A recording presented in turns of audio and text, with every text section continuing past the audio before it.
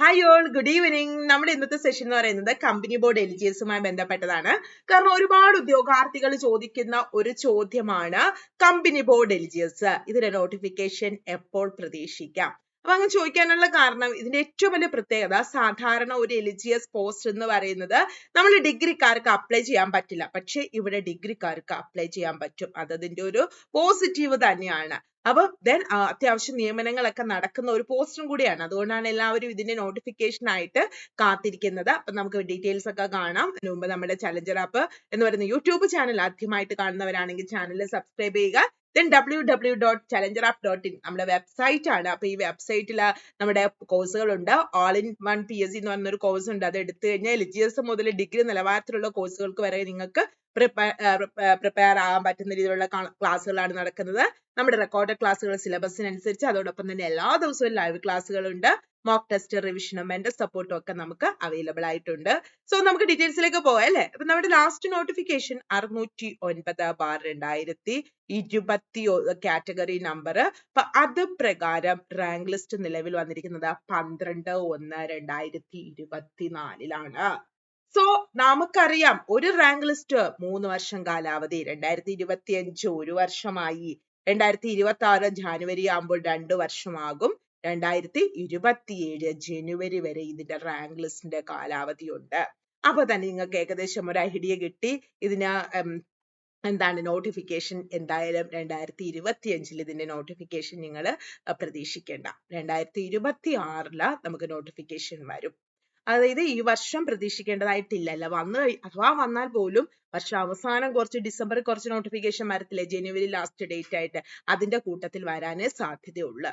അപ്പൊ അന്ന് candidates main ലിസ്റ്റിലെ 4038 അതുപോലെ സപ്ലിമെന്ററിയിലെ 4055 ഡിഫറൻറ്റ്ലി ഏബിൾഡിലെ 120 total number of candidates short ലിസ്റ്റിലെ 8213 ഉണ്ട്. അപ്പൊ ഏകദേശം 1.5 വർഷമൊക്കെ ആയിക്കഴിഞ്ഞപ്പോ തന്നെ 2000-ന് മുകളിൽ നിയമനം നടന്നു കേട്ടോ. അത് ഇതിന്റെ ഒരു അഡ്വാൻറ്റേജ് ആണ്.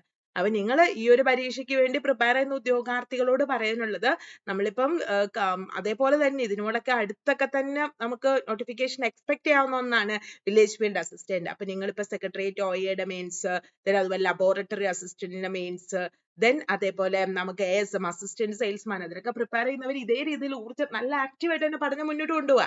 അതായത് നമുക്ക് അഥവാ ഇതൊന്നും ഇത് കിട്ടും എന്ന് വിചാരിച്ച് ഇവിടെ അതായത് LGS വരുമ്പോൾ നമുക്കത് പഠിച്ചു കയറാന്ന് വെച്ചിട്ട് അവിടെ ഉഴപ്പരുത്. അവിടെ പഠിക്ക്, അത് കിട്ടുന്നെങ്കിൽ കിട്ടട്ടെ, ഇൻ കേസ് കിട്ടിയില്ലെങ്കിൽ എനിക്ക് അവിടെ എഴുതിയെടുക്കാം. ആ ഒരു മെന്റാലിറ്റിയിൽ മാത്രമേ പോയാൽ മതി. അപ്പൊ നോട്ടിഫിക്കേഷൻ എന്തായാലും ഈ വർഷം അവസാനം അല്ലെങ്കിൽ അടുത്ത വർഷം ആദ്യത്തോടൊക്കെ നിങ്ങൾ എക്സ്പെക്ട് ചെയ്താൽ മതി. പിന്നെ നിയമനങ്ങൾ നടക്കും കേട്ടോ. അത്യാവശ്യം നിയമനങ്ങൾ നടക്കുന്ന ലിസ്റ്റ് തന്നെയാണ് കമ്പനി ബോർഡിന്റെ. ഇപ്പൊ അസിസ്റ്റന്റ് ആണെങ്കിലും കമ്പനി ബോർഡ് എലിജിയസ് ആണെങ്കിലും ഒക്കെ അവനൊക്കെ പ്രിപ്പയർ ചെയ്യുന്നവര് നേരത്തെ തന്നെ പ്രിപ്പറേഷൻ ഒക്കെ ആരംഭിച്ചോളൂ. നല്ല ആക്റ്റീവായിട്ട് പ്രിപ്പറേഷൻ മുന്നോട്ട് കൊണ്ടുപോവുക.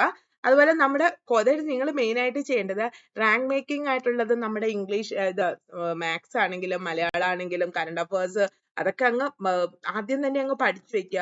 അതുപോലെ തന്നെ കറണ്ട് അഫയേഴ്സിന്റെ ഒരു പ്രത്യേകത ഡെയിലി അപ്ഡേറ്റ് ചെയ്യുക. കാരണം നമ്മൾ യാതൊന്നുമായിട്ട് കണക്ഷൻ ഇല്ലാത്തതുകൊണ്ട് പെട്ടെന്ന് നിങ്ങൾക്ക് മറന്നു പോകാനായിട്ടുള്ള ഒരു സാധ്യതയുണ്ട്. അപ്പൊ നമുക്ക് ഡെയിലി കാര്യങ്ങളൊക്കെ അപ്ഡേറ്റ് ചെയ്ത് പോവാം. നമ്മുടെ കോഴ്സ് ഒക്കെ പർച്ചേസ് ചെയ്യാൻ താല്പര്യമുള്ളവര് www.challengerup.in എന്ന വെബ്സൈറ്റ് വഴി പർച്ചേസ് ചെയ്യുക.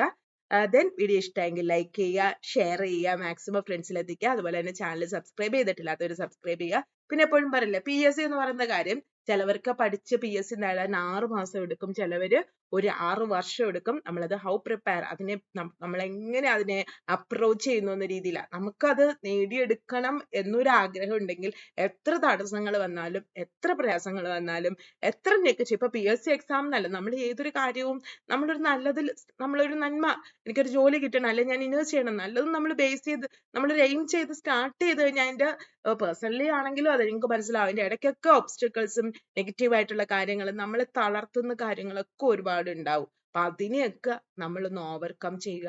നമ്മൾ വളരെ എക്സ്പെക്ട് ചെയ്യുന്ന വ്യക്തികൾ പോലും ചിലപ്പോൾ ചില സമയങ്ങളിൽ നമ്മളെ പ്രൊമോട്ട് ചെയ്തെന്നിരിക്കില്ല, നമ്മളെ സപ്പോർട്ട് ചെയ്തെന്ന് വരില്ല. നമുക്ക് കിട്ടുന്നത് നെഗറ്റീവ് ആയിരിക്കും. ഇതിന്റെ ഒന്നും ആവശ്യമില്ല. ബട്ട് നമുക്കൊരു ലക്ഷ്യമുണ്ടോ, ധൈര്യമായിട്ട് മുന്നോട്ട് പോകാൻ നമ്മൾ അവിടെ തന്നെ എത്തിച്ചേരും. അപ്പൊ പഠനം നല്ല ആക്റ്റീവായിട്ട് മുന്നോട്ട് കൊണ്ടുപോകാൻ നമ്മുടെ laboratory assistant Pathanamthitta short list വന്നിട്ടുണ്ട്. കട്ട് ഓഫ് ഒന്നും വലിയ കുഴപ്പമില്ല. സോ മെയിൻസിലായിട്ട് എല്ലാവരും പഠിച്ചു തുടങ്ങുക. Thank you all.